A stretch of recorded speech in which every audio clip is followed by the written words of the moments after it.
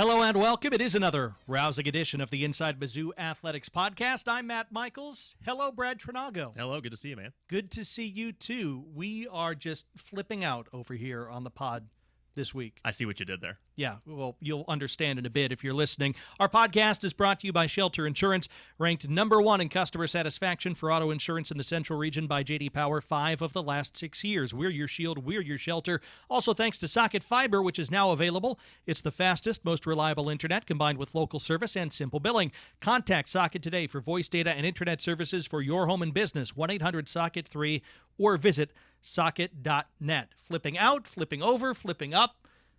Flipping Mizzou Gymnastics is a top 10 team heading into a big-time duel on Friday night against LSU. It's going to be just an awesome environment at the Hearns. We need to see you there at 7:30. And joining us to talk about that, to talk about the season, Mizzou Gymnastics head coach Shannon Welker and Tiger Jr. Amari Celestine. Thank you guys for being here on the podcast. We're so glad to have you. Awesome. Happy really to be great here. to be here with you guys. Big question for me, Amari, first for you. You're from Southern California, so how has all the snow and the ice and the cold this month treated you here in Columbia? Oh my goodness. Honestly, I am a big fan of the snow, not so much the ice. I didn't know that you couldn't physically touch the ground when it does ice over, so the sliding is much like ice skating, and I don't know how to ice skate. So it was definitely an adventure. I kind of put a blanket on the floor so I wouldn't have to slip so much, but I do enjoy the snow. I get to make snow people and snow angels. It's awesome. So is the biggest part of the adjustment the driving? It is. I don't even know how to drive in the rain, honestly. I am the 5 miles an hour grandmother on the side of the road in the rain, so it's quite awful, honestly. Coach, when you were recruiting Amari, did you bring her in like the summer or something and just hope she would fall in love with the place before the first winter hit? Or? Well, we were strategic about the timing of the year and the non-ice season. So, but now Amari does have this really nice Hummer to protect her from the weather roads. So, I do. Yeah. That I do. As soon as I committed, my parents were like, okay, so we're going to get you a 4-wheel drive vehicle. We've heard about the weather in Missouri. You're going to be just fine. I think we've talked about this before. You have a name for it and everything? Oh, my goodness. Right? I had a yellow Hummer when I first got here named Bobby after SpongeBob. It was Bobby with an I. And then my poor sweet Bobby got totaled because someone hit me. Oh. So now I have a white one. That one's just Marshmallow. Not as fancy I sense a as theme. Bobby. Yes. I sense one indeed. You know, as you guys take stock in where you have been this season, I know that it feels like it's just getting started, but you do have several meets under your belts. We'll start with you, Coach. How do you feel like the progress has been from where you were to start in December and you're having your black and gold to where you are right now? Yeah, it's been good, and I feel like we've had some steady progress. You know, I mean, our goal this year was to get off to a stronger start, to be more prepared early on, to set the bar a little higher so it would be a little bit easier to position ourselves for postseason. And those conversations started right at the end of last season, and we've really been able to roll that right into our competition season. So really excited for where we're at now and where we can go. Amari, you have been a first-team All-American in the vault, but you've gone 9.925 or better in all 4 disciplines at least once in your career. Which one's your favorite? Oh, my goodness, floor.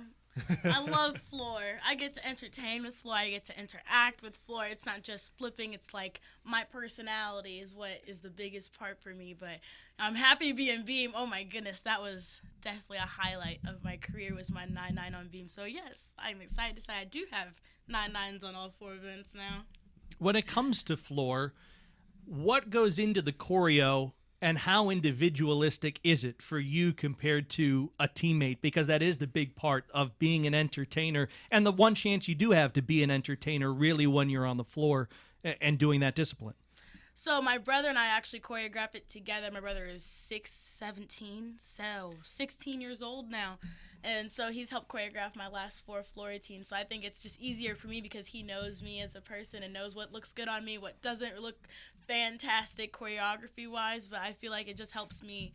It's just a different way to show that I'm not only an athlete and just my different personalities. You mentioned the beam too. That's a new event for you, at least in a college meet. So what have been some of the challenges with that event specifically for you?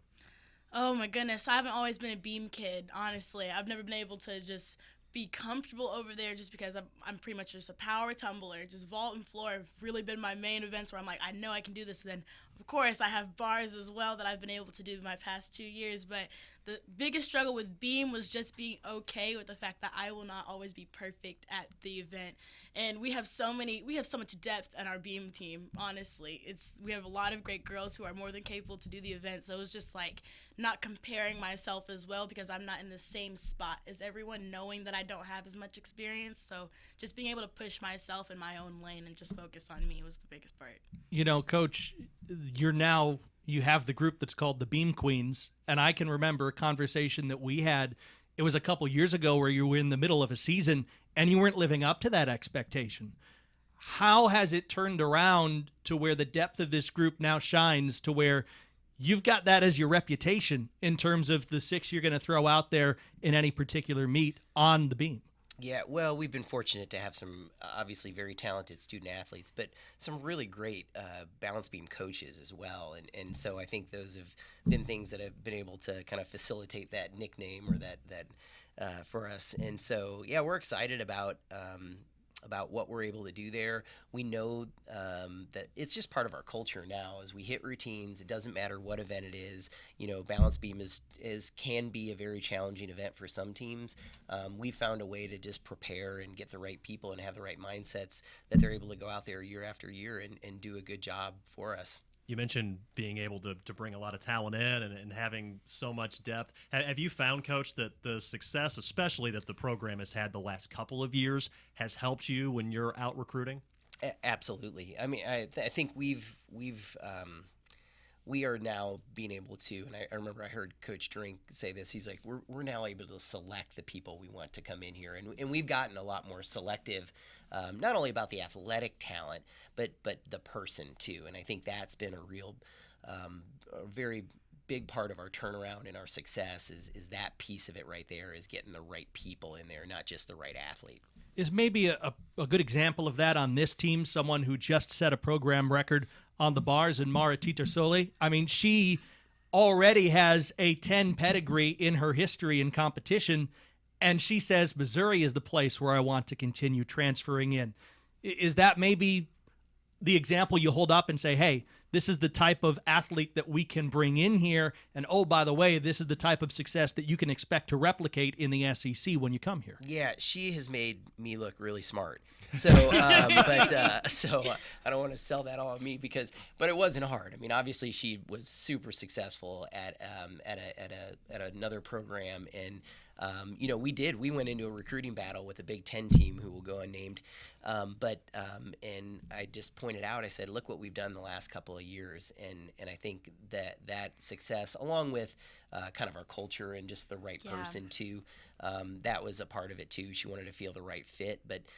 And I think that's a lot why we pay attention so much to the right people, is because they will attract the other right people for our program.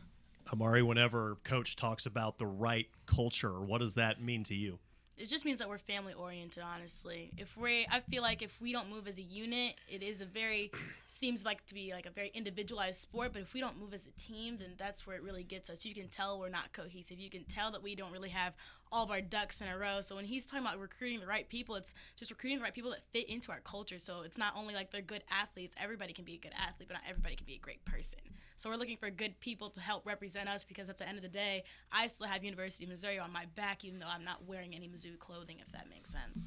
How does that show itself in the middle of a meet? Because you guys understand on any one discipline, you get to drop one score and that's it. It really is the team that leads you to where you want to go. It's the team performances, and there's not much margin for error. Are there specific ways in which that shows itself during competition, that family atmosphere that you talk about? Absolutely. I mean, mistakes happen all the time, and at the end of the day, it's down to the last tenth. So if I make a mistake, I have to instill in my teammates, I have no doubt that they're capable of completing the rest of the tasks made. I know that you can do it, so it's my job then to make sure that I'm giving the energy that my team needs me to give, because I know I messed up. That's okay. We can move on from that. I just can't dwell on that. I still need to give the person the energy that they need when they're up on that mat, because it's also their job to do what we need to do so we can succeed as a team. Like I mentioned before, you've scored better than 9-9 on all 4 events. in terms of trying to get to that perfect 10, I know that's always the goal is to get a 10 next to your name.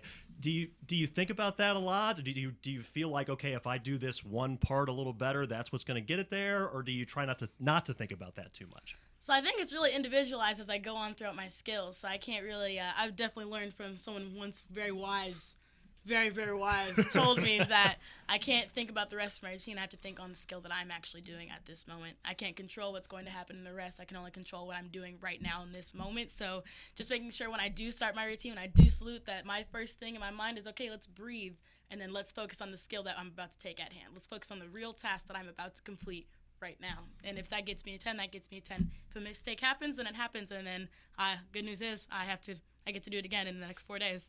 Coach, I don't want to pump you up too much, but can you coach to a 10? I mean, there's the start value, right? So you know that. But is that even something that you can do? Is that a mental thing to say, okay, if I'm going to be in my performance and hit this routine, I could do checklist A, B, and C in my preparation. Like, is that something that's even possible, or do you just have one when you have one? Yeah, well, I mean, there's a little bit of that because we have obviously some subjectivity in our sport, and in there. I think we try to just train at a 10-0 level, like we prepare at a 10-0 level, and if it happens to happen at a competition, awesome. But we do stay very, very process focused, and I'm like, let's prepare like we're going to score 10s. Let's prepare like we're going to go out there and be perfect. And if we're a little off, well, if I get an A instead of an A+, that's still pretty good, right? And so that's kind of how we go about our business. You mentioned in an open letter that you posted on mutigers.com that you had some expectations for several of your athletes, including Amari, that they were going to have some 10s at some point. So it does sound like you feel like that potential is there, at least, that you could see a lot of 10s as we move along, maybe even on Friday. Yeah, absolutely. Well, I think we have a number of young ladies on each apparatus that have that ability. I certainly think Amari has that ability on many events. She's got teammates that have that ability on many events, and that's a great thing, that we've got so much depth that, hey, our last, 3 or 4 people on that event, they could all possibly go 10-0, if they do their best routine that day. Amari, when it comes to the hunt for something like that and trying to train yourself to be in your best space at the right time, how do you as a competitor mentally put yourself in that space where you believe that is coming instead of hope that is coming? I would honestly say consistent preparation. I'm going to compete how I train. I'm going to compete how I practice. So just making sure that what I'm doing inside the gym reflects my actual wants and needs of what I feel I'm capable of. I can't train at a 9.7 then go out and expect to compete at a 10.0. I have to train at a 10.0 to go out and know that I'm capable of doing that. And again, if a mistake happens, then it happens. But just knowing that I'm capable of doing it because I have done the training, I've put in the preparation, I've put in the work to actually make that possible, that gives me that sense of comfortability. And I know my teammates can attest to that for themselves as well. You mentioned the training, and we were talking before we flipped the mics on here about some of the strength and conditioning work that you do. And obviously, strength and conditioning for a gymnast means something different than strength and conditioning for like a wrestler or a football player or something like that. So what does go in terms of getting your body prepared, from the preseason to now? What are some of the things that you're doing that especially that are different from what people may think of as a typical, weightlifting session? Absolutely. Just making sure that even before and after my lifts, I'm stretched. As a gymnast, we do have to be a little more flexible, but as you know, the more you lift, the more muscular you get, the tighter you get as well. So just making sure that my muscles are capable of taking on the weight that I'm giving to it, and just making sure that I trust my coaches. I trust my lift coach. If I'm doing an exercise that doesn't feel completely right, I'm going to ask a question just to make sure that I am actually doing what I need to do so I can get what I need to get out of the exercise. Where as a team, we don't just condition and do it just to do it because we know there's always a meaning behind it. We know it's going to make us better, even though it may sound like, oh my goodness, lift today, but we know it's going to make us better. So just making sure that we trust the process at the end of the day. Coach, is maybe the biggest adjustment for a freshman or a newcomer to Division I gymnastics that element, the strength and conditioning element for some of them? I certainly think that's a big part of it, is just being stronger. For the pure fact of that we, in their high school careers, they'll compete maybe 6 times a year. in college, we're going at least double that, and they're going every weekend. So we have to be physically stronger just to endure the week to week to week impact that we're taking. That strength's all relative too. We don't have a defense. We don't have a contact sport. So it's just really about them being able to move their own bodies. So it's all relative. Amari, when you decide, and this may be more of a question for as you were coming up in gymnastics, but when you decide to add a new element to a routine, an extra flip or a twist or whatever, what's the process to start practicing that? Because it's different than other sports. If you want to work on a new move in a different sport, you don't have a risk of like messing up and landing on your head or something. So how is that process for you? Oh, goodness. Honestly, I grew up in a different era of gymnastics where you could just try whatever you wanted, and then if it works out, then you're golden. You could do it. I think I've gone through so many different difficult E-pass skills until I figured out that the one I wanted is the one I compete my full in. But we are fortunate enough to have pits in my club gym. I know not every club gym is able to have that type of apparatus, but I was fortunate enough to do that. So if I'm feeling daring that day, then I'm willing to try something new, then my coach kind of coaches me through that and figures out what is the best way, and then we work on the technique and the form as I continue to do the skill, because it's harder to work on that after the habit is already built. Is there anything left to invent? Is there anything left to do? I mean, you can spin in so many different ways, and, we have the standard, okay, so if you're on a vault, you do a Yurchenko, okay, it's a certain way, but are there people trying to push those limits and find new things? Yeah, well, Amari's got some skills named after her. I do. On bars, I have 2 dismounts named after me, and I enjoy them. They're a lot of fun. Oh, I miss it so much. But it's a Stalder front pike half and a Stalder front tuck half landing dismount. But people are very willing, just finding different avenues, being able to figure out what your niche is and what you are capable of doing, not just necessarily focusing on what others are doing. I am terrified of just general giant dismounts, so making sure that I find a different path and I'm comfortable with it. And so they're named after you. They're not named after SpongeBob characters like your cars? Unfortunately not. I didn't get that creative. How do you convince a judge, coach, to score something like that? I mean, is it a makeup of the different elements and then they break it down and say, okay, there was this, so that's how that happens? If someone wants to throw something new out there, I mean, how do you get a start value? How does all that happen? Yeah, absolutely. So what you would do is you would take a video of that, submit it to kind of a committee, and they would evaluate that skill, and they would say, okay, it's worth this value. And then in order to get it named after somebody, then they have to go and compete it successfully in a competition. And so that's kind of how we did Amari's too. Yes. How quick, coach, is that turnaround? I mean, is that something that has to be kind of decided in the preseason, or is that something that as you're training, as the year goes along, you're like, this could be pretty cool? And how long does it take to get that evaluation? I think it just depends on, I think that evaluation process can probably take about a month usually. Yep, you send it in, and then they go through a committee, they evaluate it, and then you get it back, and then they say, okay, if you competed, it's worth this value, and then you only get to name it after you've competed it, and so successfully. And so yeah, it's a kind of a cool process. And there's there are still people coming up with new skills and new things, and that's always really a kind of a cool thing for us gymnasts to see, or ex-gymnasts to see people actually doing new stuff and crazy things. So yeah, it's pretty cool. Speaking of cool stuff and crazy things, how excited, first coach and then you, Amari, are you to have the type of energy and crowd that you will have inside the Hearn Center on Friday night for this meet with LSU? Yeah, I think we experienced a little of that last year. I think we hosted Auburn, and we set an attendance record for a dual competition, and that was awesome. And I feel like that's going to be the type of atmosphere we're going to have.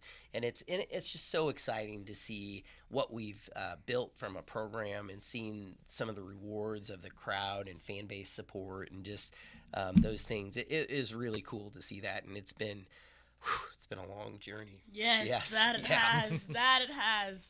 Especially coming from, my freshman year was just short of COVID happening, so our attendance record was huge. And just from an athlete's perspective, I feed off of the fan base's energy. So I am so excited about Friday, because I just know that energy is going to be electric. It's going to be what fuels us to just be able to have fun, because at the end of the day, I mean, Missouri is my family. Mizzou Gymnastics is my family. So as a team, we just feel like the fans that come and support us, we really feel that love that they give to us. Mm-hmm. And Coach, I can tell you feel it too from your reaction. Where does that emotion come from? Are you thinking back to what it was like when you started? Yeah, you betcha, Brad.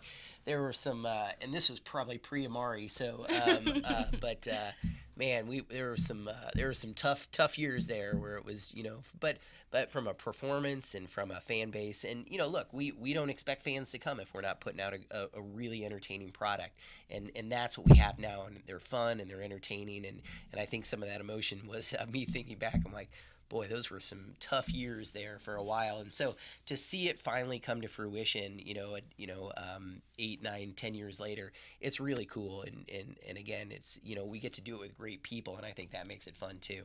If someone's listening here and they've never been, Amari, how can you best describe a packed gymnastics duel? Something that you're going to be missing out on big time, honestly. A packed gymnastics duel, energy is flying everywhere. There's never a dull moment. We don't have a halftime. I was explaining this to a classmate. We do not have a halftime. Everything is moving at 1,000,000 miles a minute. It is hard to catch everything, but boy, is it fun to watch. I think back to some of those times, Coach, that you mentioned, and yeah, to have the sort of response that Mizzou Nation has given to your team is well-earned and well-deserved. As you look forward beyond this weekend to the rest of the season, regardless of a result on a floor on a given night, what does success look like for you and your team as you go ahead? Yeah, I think just continuing to get better, and I think doing it as a team, and we just, again, we try to keep it simple and not overcomplicate things. You're just trying to get a little bit better from week to week to week. So, I try not to get to the postseason yet, but I'm excited to get there, because I think that's what, especially our returners, that, if they could skip to the postseason sometimes, I'd be like, yeah, let's do that, right? So, yeah, do that, because it's just so exciting, and to be in those environments, and we've been very well prepared to be successful in those environments, and seeing as our track record right now, we're even better prepared. So I'm excited to see what that looks like come March and April. It is going to be a fantastic rest of the season, and the rest always starts with the next one, and LSU on Friday night is going to be a pretty good next one. 7:30, be there early, be nice and loud, be there with several thousand of your closest friends at the Hearn Center. Mizzou Gymnastics head coach Shannon Welker and Tiger gymnast junior Amari Celestine with us here on the Inside Mizzou Athletics Podcast. Thank you both for being here. We appreciate you taking a few minutes out of your week. Go crush it on Friday night, and we can't wait to see what's in store. Thank you for having us on. Thank you, guys. Appreciate it. We'll have more, Brad and I will, about everything else going on with Mizzou Athletics after you hear from our friends at Shelter Insurance. This year, we considered hiring an ad agency to help with our marketing. They pitched impressive visuals and a script that was inspiring. And exotic animal mascots to help grab your attention. In the end, we just decided to tell it to you straight. Shelter Insurance has award-winning customer service at affordable rates. Plus, our local agents are there to help you understand what coverage you need. To find an agent near you, visit shelterinsurance.com and switch today. And the podcast is also powered by Sophia's and Addison's Restaurants. Great local spots to visit before or after all Mizzou home games. Addison's has 2 locations in Southwest and downtown Columbia and features over 20 beers on tap, including local brewers and, of course, the famous Nachos Bianco. So remember, before or after the game, stop by Addison's. Also thanks to Raceline Alternative Energy. They're working for a better future in rural Missouri, working to restore millions of acres of native prairie plants, which can be harvested to produce highly valuable clean energy called Prairie Power. Visit them online at racelinealternativeenergy.com. If you want to vault your clean energy up to a new level, get you some of that Prairie Power from Raceline. I was trying to think of I clear the bar, but yeah. I mean, in uneven bars, I mean, you have to clear the bar. Right. Well, you already did the gymnastics pun at the start, so I was trying to continue the theme. Follow it up. Yeah. There are heights out there for this Mizzou gymnastics program to reach, pardon the pun, that people, when Shannon Welker started 10, 11 years ago, would not have thought possible for Missouri gymnastics. I truly believe that. And I'm not saying that this meet on Friday is the start of something big, but it's something where you could look back and say, hey, maybe that was the start of something. I mean, program records happen pretty routinely now for Mizzou Gymnastics, whether on an apparatus, as Mara Titersoli did, whether it is a new team score or an all-around. Or these things are happening on a regular basis, and to be top 10 in the nation is just the cost of doing business in the SEC anymore. And Missouri's paying the cost. They have every opportunity, like everyone else in the league, to be there as one of the final 8 teams standing. I remember just a couple of years ago when Mizzou, when the first time in a while, I believe, that they hit 197 as a team score. That was this like really high bar for them to reach, and then they got there, like, wow, 197. And now they're doing it in season opening meets, which is not, again, you're supposed to kind of build up your scores as you go along in gymnastics, and they throw down a 197.15 to begin the year. They went well over 197 again in their win against Georgia. Again, that's a top 20 SEC victory that we barely even touched on, because right now the goals seem to be a lot higher than that. Now you're going up against an LSU team that's ranked 3rd in the nation. While Mizzou was beating Georgia, LSU was putting up a 198.125. So it's an elite gymnastics program that's coming to Columbia. But I think that Shannon, Welker, and Amari, Celestine, and others have put in the work to where Mizzou is in that neighborhood. They're in that conversation right now, ranked number 9 in the country. Now can you get what, like you said, could be a signature dual win in the history of this program, and we'll find out on Friday. The home high score record in a straight duel is 197.65.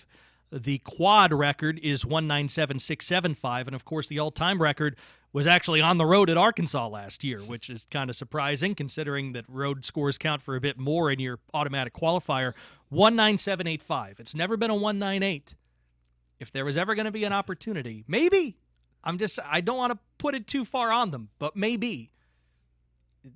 Friday night could be the time. It really could, yeah. It's just really, again, just really cool to be in that conversation, and credit Coach Welker and his staff for the work that they have done. It's been a little more of a slow build, like Coach mentioned there, but he's gotten this to the point now where it's almost an expectation that they're going to be that Mizzou Gymnastics is going to be either in the top 10 or in that neighborhood. And if you're in the top 10, then you're talking about potentially being in that final 8 in the NCAA championships at the end of the road again. And this team obviously has a real shot at doing that. Absolutely. So we wish them all the best on Friday.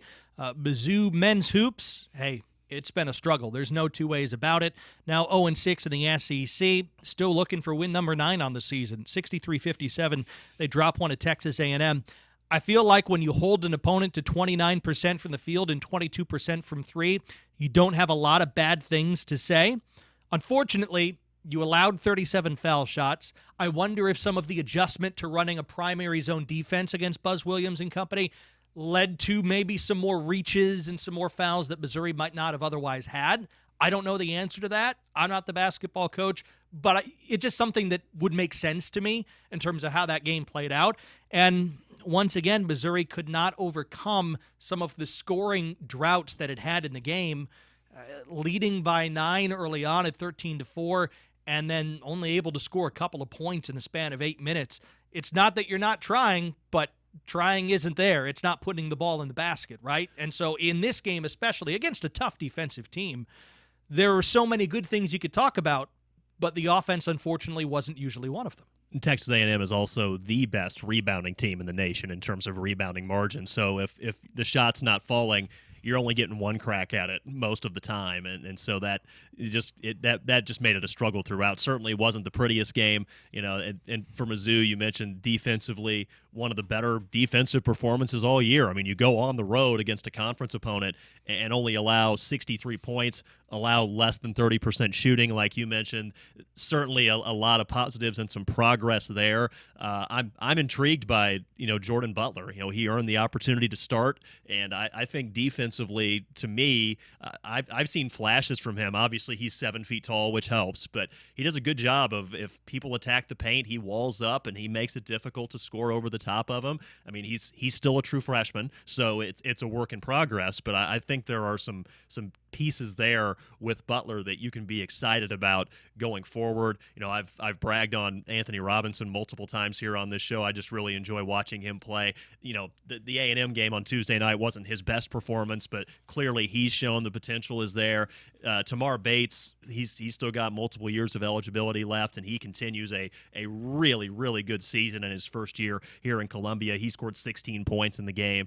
Sean East continues his final year of college eligibility, playing really at a high level. He scored 17, but then nobody else scored more than 8, and you only had a couple guys score 8, and then after that it falls off a cliff to 3, 2. It's just like you mentioned, trying to find that consistent, third, fourth, fifth, sixth option has been a challenge for the Tigers this year. And it's not like Mizzou's getting just smoked here. These games are competitive for the vast majority of the contest, and sometimes right to the very end. It's just haven't been able to break through yet, and hopefully that'll change coming up this weekend. Yeah, I certainly hope so. It's a tough assignment now at South Carolina, who just in Colonial Life Arena beat the brakes off of Kentucky. I mean, it wasn't even close, and announced themselves as a team that I think, regardless of what happens against Missouri, will be in the top 25 when they put out the new rankings this coming Monday. I don't think there's any question. That was a really impressive performance. Just a second half especially just really pulled away, and I know from experience with covering women's basketball that when you pack Colonial Life Arena, that is a rowdy atmosphere to be a part of. So it'll be a big road test against a team that has really made some significant strides from last year under Coach Parrish. First year was a little rough for him. Second year has been maybe an SEC Coach of the Year level improvement from him. So, again, another challenging game going on the road. It's always tough when you have back-to-back road games in a week, but who knows? Maybe you catch them on a letdown, because that performance against Kentucky was phenomenal, and it can be challenging to consistently, put that together back-to-back-to-back. I like that Coach Gates has been willing to tinker. I like that there have been changes to things like, okay, Noah Carter come off the bench. And part of that was a challenge to Noah Carter. I think we all understand he didn't get any rebounds the game before, and I don't think that sat too well with the coaching staff. So Jordan Butler gets an opportunity that he earned. Eventually, something will spark. Eventually, you will have something that gives you success and gives you confidence. And I think the story for Mizzou men's hoops is, when you find it, can you nurture it, and can you grow it into something bigger? That's what they're looking for right now. Once they get it, then you can get the whole monkey off the back. You can start to relax. It feels different when you're looking for the first league win and you've been playing for a few league weeks already. It will be different still once they get over the hump, and maybe Saturday's the time to do it. And you got a lot of young guys on this roster who are playing some minutes, and this is an opportunity for them to continue to grow and develop, and not just for this season, but also for future years. And, the future still certainly looks bright for Mizzou. I mean, you look at the recruiting class that's coming in. I saw a clip on our Boateng's high school team's social media of a pretty nasty dunk that he threw down last night. So that was exciting. He's just one of 5 guys coming in next year who all appear to have the talent and the potential to really contribute and help get Mizzou back on track. So still a lot of good stuff ahead, but you're right, it has been a challenging month or so. It will be a challenging week, although fortunately a week at home for the Mizzou women's basketball team, starting Thursday night at 8 against Texas A&M, and then Arkansas at home at 2 on Sunday. I know this much, Brad. If you can come away with 2 wins in these games, all of a sudden the feeling you have is a lot different than the feeling you had walking off the floor at Rupp Arena, where you were so close and just dropped one, which happens, by the way. It's the Southeastern Conference. Sometimes you're close and you drop one at the end. It stings. You don't like it. But how do you build off of it? And can you be productive against the Aggies and the Razorbacks? And if you can come out with a couple of wins at home, all of a sudden you're above 500 in the league. You stay above 500 in terms of your overall season. And you've got something that you can maybe build off of for Robin Pinchton and company as well. Sitting at 2-4 in the conference, so it's still early. Got a chance to turn it around, but as you mentioned, these Texas A&M and Arkansas, a couple of really talented teams. A&M hit the transfer portal hard and very successfully, so they've kind of bulked up what they have on their roster. And Arkansas has just been a really challenging matchup for the last several years for Mizzou, and trying to snap a losing streak against the Razorbacks, whether that's home or away or neutral. We've even seen Arkansas in the SEC tournament the last couple of years. So, there's still an opportunity here. We're still sitting in January. if you can find a way to defend home court here, pick up a couple wins, then all of a sudden you're sitting at 4-4 in the SEC, and yeah, there's a game at South Carolina coming up, but otherwise no ranked opponents remaining in that second half of the schedule, and you could see a runway to potentially finishing the year strong. But this is a young group, and if you go by just the grade adjusted age, if you will, it's the youngest starting five in the SEC. So you've got 2 true freshmen and a sophomore as part of your starting lineup that are still learning and still trying to figure it out. And we've certainly seen some flashes of potential from those youngsters. But sometimes, like when it's a tie game with about a minute left, you don't have quite as much experience as you would like out there. And also 4 different Tigers wound up fouling out, so that didn't help either. But sometimes it just doesn't go your way. And in Lexington, it's never gone Mizzou's way. I don't know what it is, man, but it's just been a house of horrors down there, regardless of the venue. But yeah, still time left to turn things around. I think you got to look at too. I mean, I don't want to use this for our Kansas City area listeners or for our potential Royals fans, that don't say it can't get worse. But I mean, Mama Dembele, fortunately, back from injury, playing, and as one of the national leaders, as you've pointed out, in terms of steals and just general defense, steals and assists on both sides of the ball. You've got something there to build on, and you have the core of your team after weathering some other injuries and putting some of these freshmen into play. Now you've got the opportunity to build it, and it doesn't take much to get it rolling down the hill in a good direction in terms of the snowball effect. Sure, and then the 2 senior starters are both playing terrific really this whole year. You mentioned Dembele, so she's top 10 nationally in both assists and steals. On the assist side, the only Power 5 player ahead of her in assists per game is Caitlin Clark. Oh my gosh. You may have heard of her. Yeah. So Mama, at last check she was Did you watch that game they played against Ohio State? I watched a little bit of it, not a ton, but it's absurd just hitting, 30-foot threes right off the catch. So I appreciate that company for Mama. And she'll be moving past Missouri State's former standout Jackie Stiles in terms of the all-time scoring list, and she'll be at the top all alone here in the next probably month and a half or so. So that's really good company for Mama in one category anyway, in assists. I mean, she's had double-digit assists in multiple games this season, which is obviously something that's very uncommon. Haley Frank has scored 24 points in back-to-back games, the win against Georgia, then the loss against Kentucky. She's averaging about 20 a game in SEC play. And I mean, you think about, a lot of that work, she does shoot a lot from the outside, but she's also mixing it up down low against the likes of, Angel Reese, the All-American post from LSU, and Camila Cardoso, the 6'7" center from South Carolina, and all the athletes that those two have gone out there. And Frank is still throwing up, 20-point games back to over and over again. She's been terrific too. She'll finish, as a 2,000-point scorer and probably top 3 at least all time on the Mizzou scoring list. So still certainly some positives there. The older players are showing out. The younger players are showing a lot of flashes of potential. But now, as you mentioned, it's a critical week. You're sitting at 2-4 in the league, and that margin for error starts to shrink if you want to get yourself into the NCAA tournament competition. Conversation. I don't want to get you in trouble, but is Haley Frank underappreciated across the league? I feel like she is. Well, she's been second team All-SEC twice. It was kind of interesting in the preseason that they have a preseason all-conference team, and she didn't make it at all on the media side, and on the coaches' side, she was first team. So that gives you an indication of coaches, I think, appreciate trying to scout and mess with her. But you're right. I mean, she's not someone that jumps out of the gym or is going to win a gold medal in a track and field competition at the Paris Olympics or anything like that, but just does every single little thing correct. I've said before that, and I mean this as a compliment, she's kind of boring to cover because she just does everything correctly. She busts her butt. She sacrifices her body. She clearly has put in the work beforehand because you can see how she's able to at times overpower people down low, and she's able to shoot the crap out of the ball. So, yeah, she's had a terrific career. She's going to finish, I know, 5 years, so you look at the counting stats like points, and you might put an asterisk on, well, yeah, she had 5 years, the others had 4.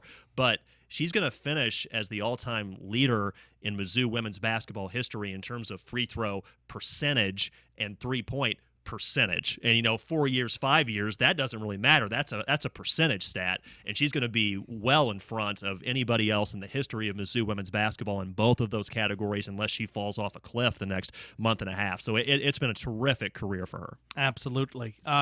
Speaking of Paris Olympics, going to manifest it already for Keegan O'Toole. I am manifesting Paris for you, but you have a lot to do before then, including a couple of duels on the road at West Virginia Friday night, 6 p.m. in Morgantown, 6 p.m. Central, then noon Central at Cornell. By the way, that is road duels at number 21 and at number 14. I'm sure that Brian Smith is trying to plan out maybe a couple of extra seats on the plane or the bus or train or however they're planning to get out east for these two, just to try to keep people fresh. But then again, when you have a team that is ranked second in the country in the latest NWCA poll, and oh, by the way, is one of only 4 teams in the country to have every single weight ranked, maybe you just go out there with 10 and say, we'll just do it 2 days in a row. They're that good right now, Mizzou wrestling is, and boy, what a test this weekend. And if they pass these tests individually and as a team, it's looking more and more like a team that's not going to be denied at all. And the only team that's on the other side of them is on the other side of a bracket in Kansas City. That's what we're shaping up towards as this season goes along. Well, Brian Smith has mentioned that this is maybe his deepest team. It's certainly one of his deepest teams. So maybe you do bring more than 10, and you can kind of mix and match in that respect. But you mentioned everybody being ranked in the first individual coaches poll of the season that came out this week.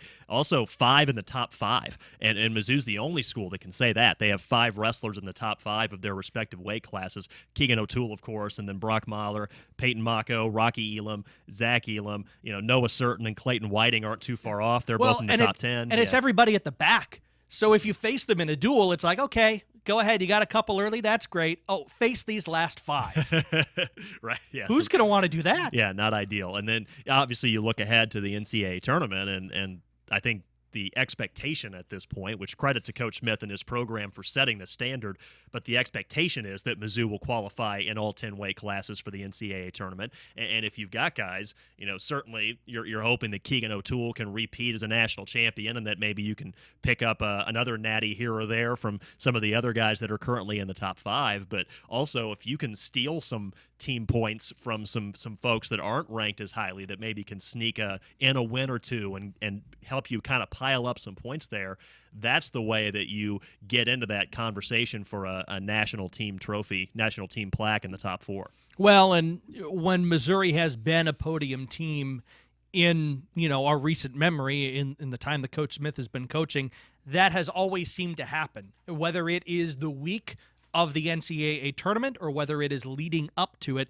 And Cade Moore is probably the best example of that right now. I mean, he has wrestled himself into being not just a starter quality, but a dude on a team that's full of them. And find more of those guys and make it very difficult for even the very good wrestlers in the room to make their own team, and you've got a powerhouse. And again, there are a couple of teams across the country who might say, we'll match up 1-to-1 with you.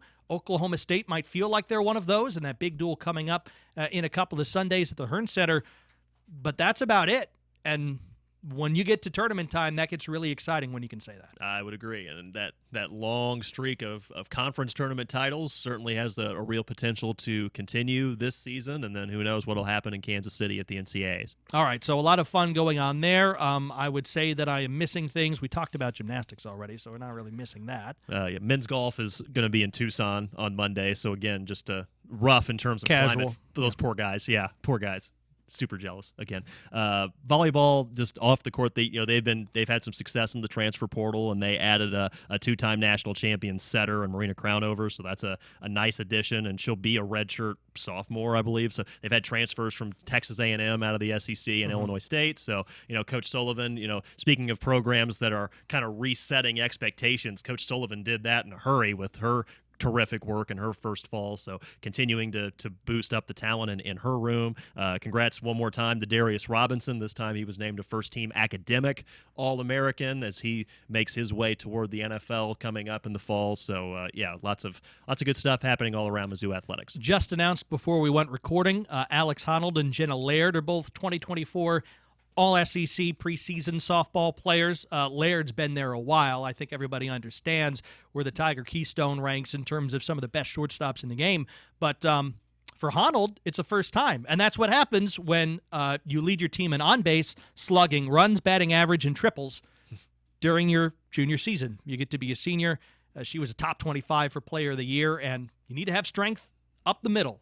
And Missouri will have some of that as they head into their softball season. 2 weeks from Friday, softball Yes. starts? I guess it's about time. At the time we record, it's 3 Fridays from now, so 2 weeks from this Friday. It's about time for us to start talking diamonds on the pod, I think. I think we will be doing that as time goes along here, maybe in short order as well, as we bring you more of what's going on across Mizzou Athletics. Thanks to Shannon Welker and Amari Celestine for joining us. Thanks to Steve Sowers for his efforts producing here today. Brad, we'll do it again soon. Let's do it. He's Brad Trinago. I'm Matt Michaels. We'll talk to you next time on the Inside Mizzou Athletics Podcast.